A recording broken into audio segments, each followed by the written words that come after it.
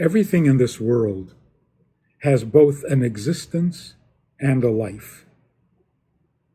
What is the difference between existing and living? The definition of existence is to occupy space. To exist, you must occupy your space. A book on the shelf occupies space. Can't put another book in the same spot. A stone occupies space. Even air occupies its space. A thought in your mind occupies space because you're preoccupied. A feeling in the heart occupies emotional space. Your heart is full. So all things exist by occupying space. That's the definition. Life, on the other hand,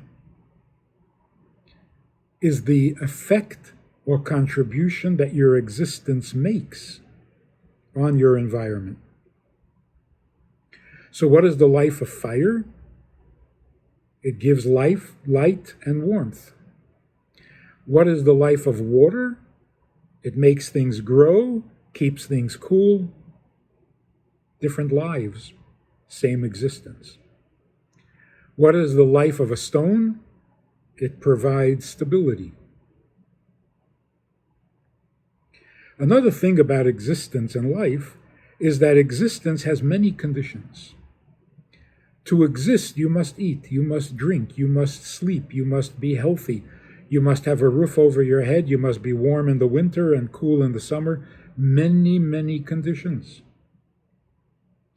Emotional conditions, physical conditions, material.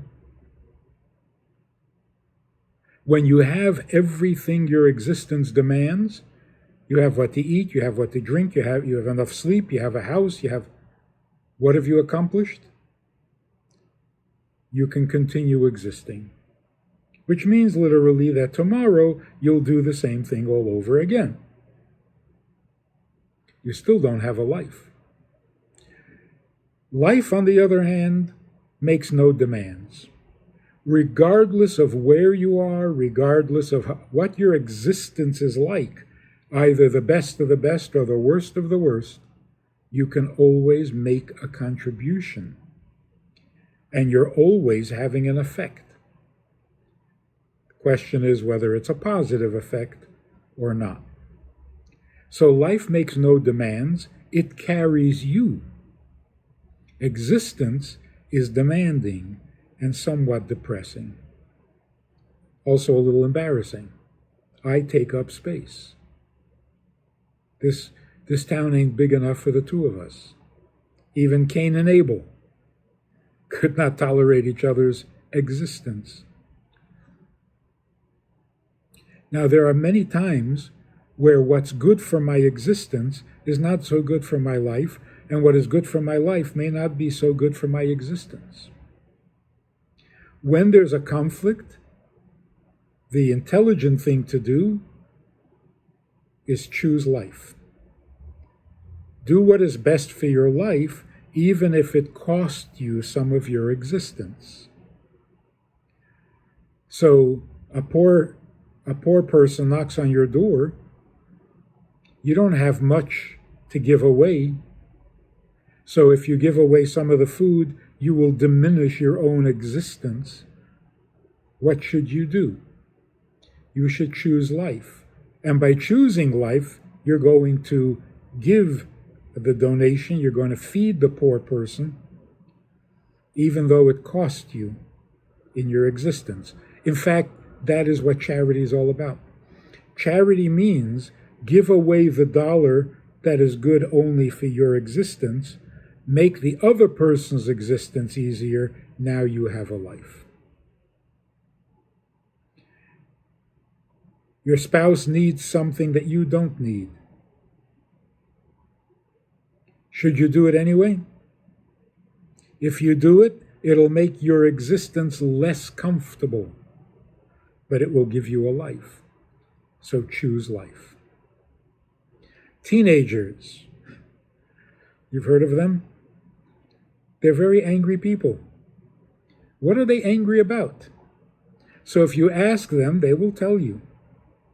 They are angry because my mother ruined my whole life. It's always my whole life. Teenagers are not good at fractions. They need not be angry if they knew the difference between existing and living. Your mother does not ruin your life. Life can't be ruined. Life is always sacred, comes in one flavor.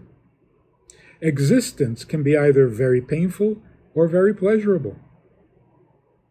You have the best form of existence and you have the most miserable forms of existence. But life is always the same. It's always good. So you cannot ruin a life like you can't have salt go bad.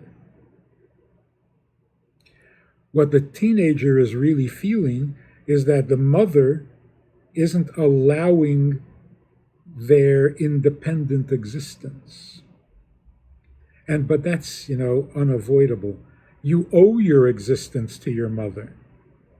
So she doesn't even have to say anything and she diminishes your existence. You're sitting at a big important meeting. You own half the town. Your existence is fantastic. And you're feeling quite proud of yourself. And your mother walks in. She doesn't need to say anything. You're instantly humbled. You have an existence? Well, guess where it came from? So, it is totally appropriate that we honor our parents by doing menial tasks for them, making their existence easier. That's how we honor our parents. You carry their bags, you get up from the table and serve them their food, you help them on with their coat, the little things that make their existence easier. Now that takes you away from your existence. You could be out there making a few more dollars. But when you do that, you have a life. And that's what we mean by choose life. Choose life, not over death. We don't need that kind of advice. Choose life means if there's a conflict between your existence and your living, choose life. Sacrifice a little of your existence and you will gain a life. Now think of what we teach our children.